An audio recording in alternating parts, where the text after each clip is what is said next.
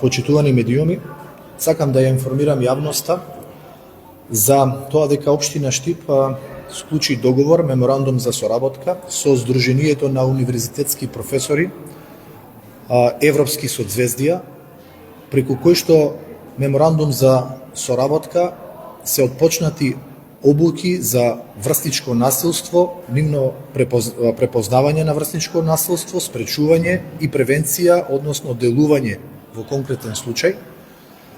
Обуките ќе се извршат во сите образовни институции на територија на Општина Штип. Ова е еден чекор во насока на заедничко делување за да се исправиме заедно кон овој предизвик кој што е се поголем во денешно време и се поприсутен. Целта е преку овие обуки да бидат вклучени сите чинители, стручните служби, училиштата, професорите, родителите, сите чинители, локалната самоуправа, институциите кои се надлежни за рана превенција, делување, спречување на оваа појава која ни се случува пред се во образовните институции.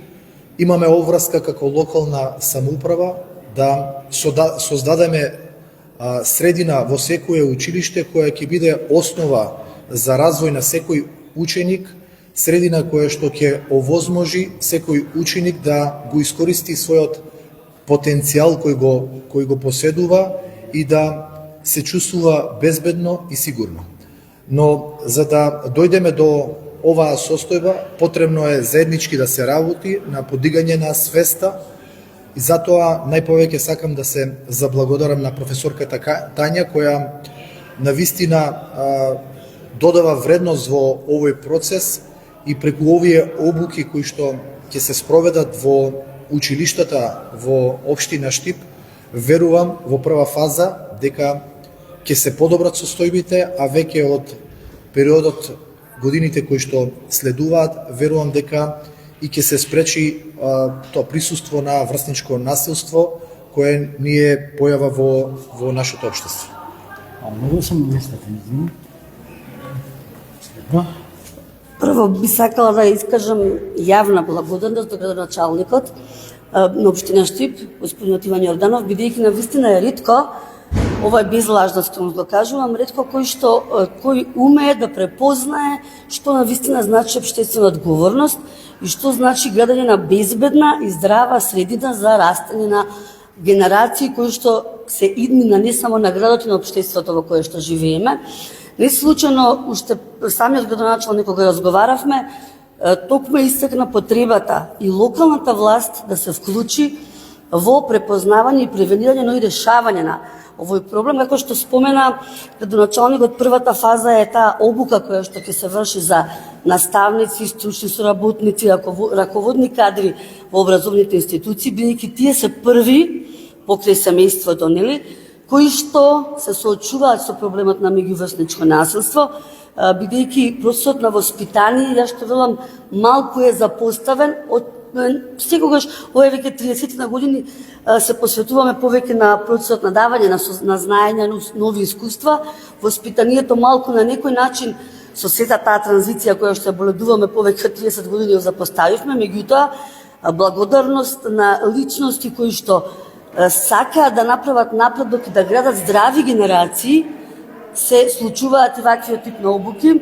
бидејќи како велиме ние ги спремаме младите да чекуваат еден малце ќе се излезе уметнички и шумата наречена живот. Значи првата фаза, како што споменав, се едукација на сите оние кои што се директно инволвирани во образовниот процес, потоа имаме фаза каде што ќе ги евалуираме и фаза каде што подготвуваме прирачник кој што ќе биде даден на локалната самоуправа и во рамките на кој што ќе може и во образовниот курикулум да се внесе од 1% локални што се вели начини на превенирање и на тој начин заедно да умееме да спречиме она што на некој начин велам ни се случува катадневно, можеби некогаш се става под тепик, знаете, ставајќи ги другите приоритети, меѓутоа ова е проблем за кој што и такако треба да се реагира. Да, кои видови на врсничко насилство најчесто се присутни и кои се најчесто жртви? Видете, она што е специфично, што во последно време нас не се случува, тоа е сајбер насилството или насилство преку дигиталните медиуми, бидејќи ние во 21. век е век на дигитални медиуми. Секој денеска дете уште од предучилишна возраст знае да работи со паметните телефони. И не случајно, затоа велам да се препознае, затоа што младите и комуницираат. Имаме преку 300 нови начини на комуникација, кои што ќе ги колешката која што е специјалист за сајбер безбедност и сајбер насилство, токму ќе ги укаже и на стручни соработници, и на наставниците како да видат, затоа што, например, често се случува во горниот десен нагол, вие ќе видите, например, пост. И нема да приметите дека тоа е нешто значено.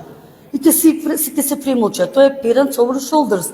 Преку 300 такви нови имаме и емотикони и скратеници кои што не се препознаваат, а ти на некој начин се клучни за сајбер насилство. Како што споменавте, кои се најчесто жртви, не можеме да дадеме една удамниловка во смисла кои се жртви. Обично се тоа деца кои што се од дисфункционални семејства, деца каде што имате некој начин на родителска запуштеност, меѓутоа има и деца кои што покажуваат поготово после ковидот, каде што се, тој велам, ние социолошки време, не време, каде што тригерот се запалил и деца кои што покажуваат и одличен успех, меѓутоа и одлично поведение, не само што станале жртви, станали насилници. И она што е многу специфично, затоа јас велам секогаш треба да копнеме малце подлабоко, деца кои што дома се жртви на семено насилство, како велиме, опресираниот опресира, потоа тие стануваат насилници. Кој тип на последици се најчести? Страшно е што често пати не се видливи. Она во невразниот разговор што го споменавме, ако е физичко насилство, вие може да видите модринка, може да видите нешто што е видливо. Но кај сајбер насилството, кај психичкото, емоционалното насилство, тука имаме страшни последици по жртвата. Губење на самодоверба, едноставно затварање во себе си, станување на интровертна личност, неможност да се соочи со средината, да не зборувам во однос на нејзиното ментално здравје кои се последиците, губење на довербата, немање веќе ни на емпатија, ни на доверба. Значи, на некој начин, страшни се уште се пострашни последици од психичко, емоционално и вербално насилство. Да, а кои се пунктовите на слабост, односно слабите пунктови во ова спречување?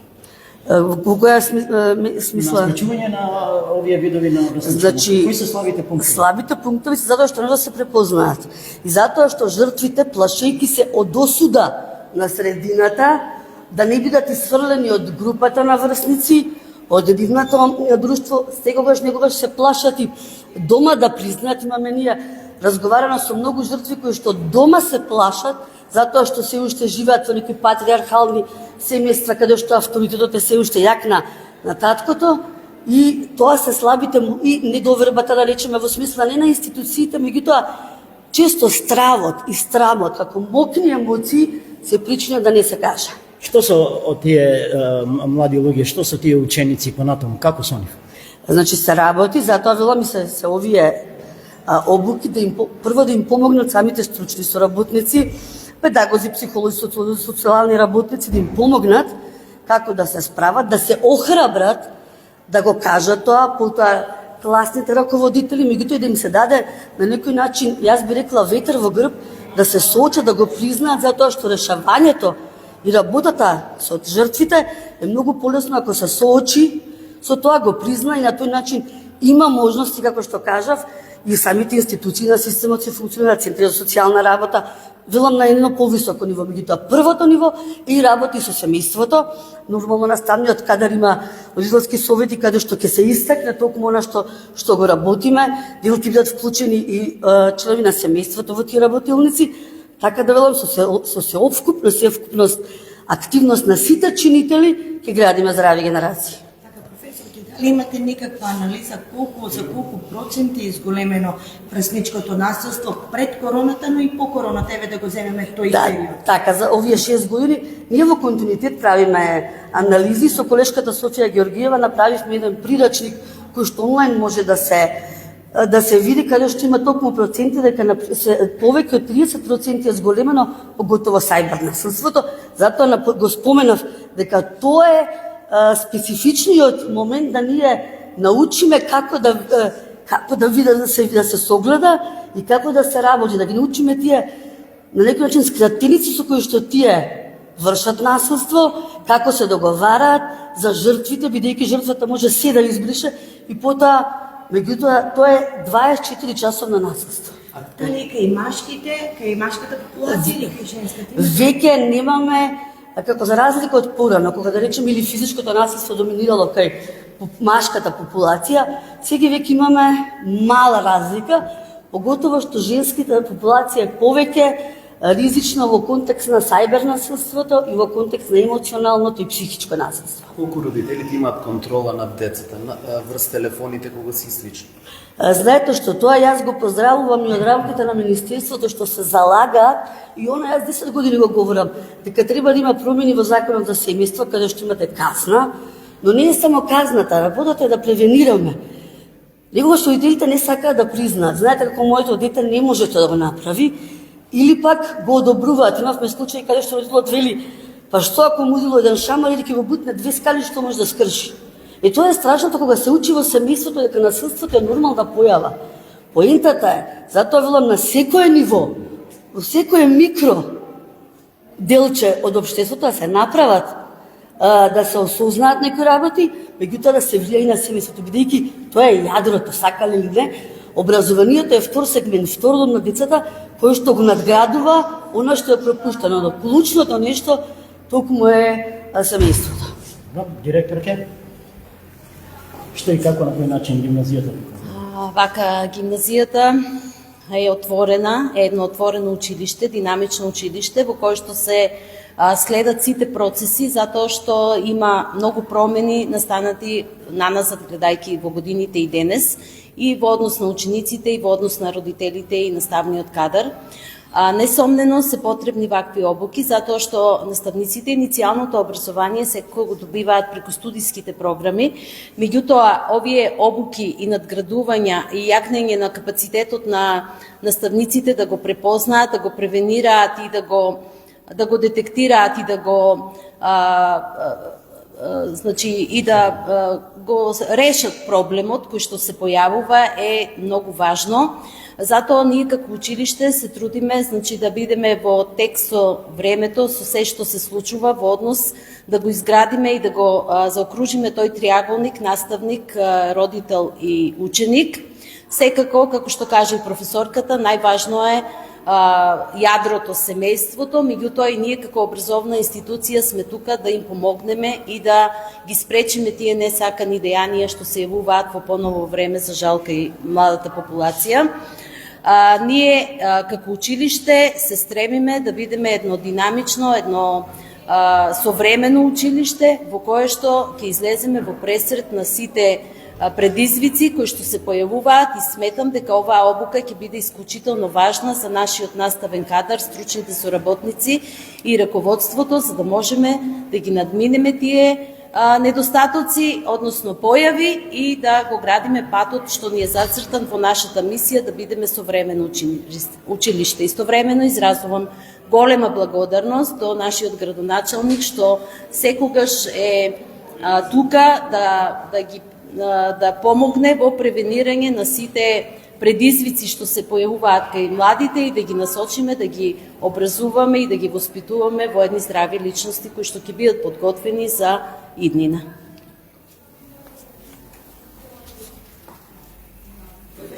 Освен општина Штип, дали други општини имат во Кавадарска држава, во Гевгелијска држава, општина Центар, општина Карпа, значи има повеќе општини, во моментот течат веќе исто така нови обуки.